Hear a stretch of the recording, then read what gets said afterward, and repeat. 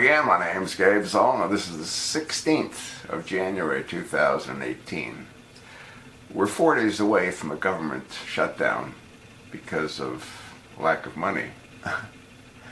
And President Trump's trying to negotiate with a group of whacked out Democrats. And the Democrats are holding firm.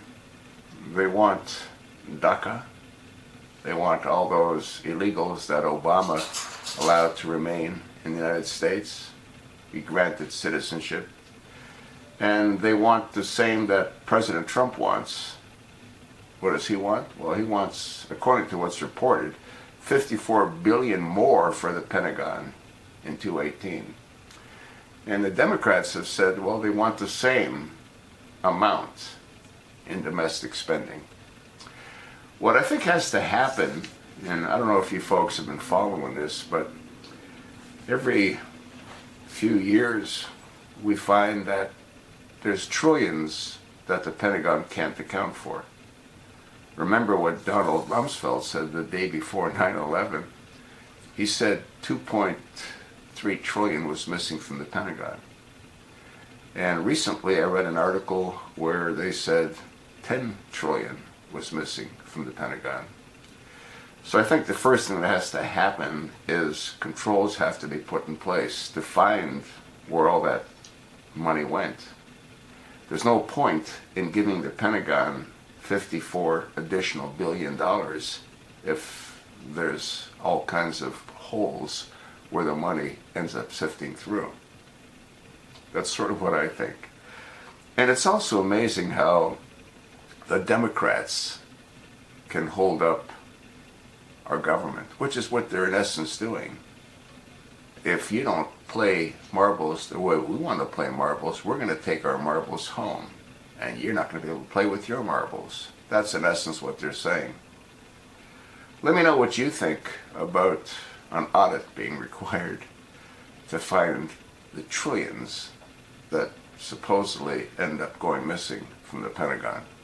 It's a huge bureaucracy, and money can get lost in so many different crevices, can't they?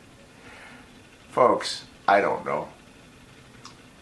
I just repeat what I find that I think might be of interest to you. We'll see if President Trump can avert a government shutdown. Personally, I think what has to happen is the senators and the congressmen need to lose their pay during the shutdown, but that won't happen. I'm sure there's safety measures in place to guarantee that the revenue keeps flowing to them. Absolutely, completely, and totally insane. What else did I hear? Oh yeah, I heard that President Trump received a clean bill of health after his physical examination.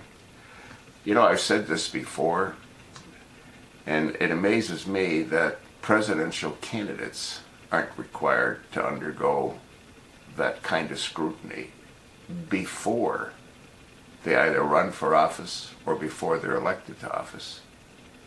I mean, think about it. It's completely insane. Let's assume that President Trump didn't end up with a clean bill of health. Then what do we have? Well, we've got a real problem.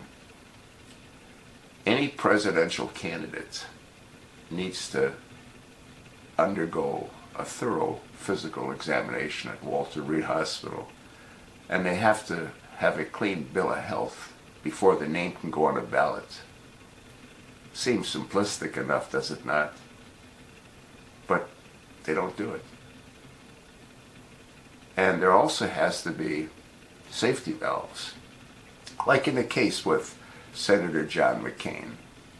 When he's no longer capable of functioning, we don't have to wait for him to resign. What if he's not mentally capable of even being able to resign? The citizens of Arizona should receive and expect to receive proper representation, and they can't do that if the guy is partially comatose, otherwise known as brain dead. That's sort of what I think.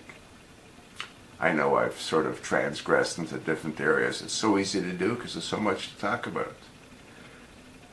Isn't there? Thanks for listening. Pass this along to your like-minded friends.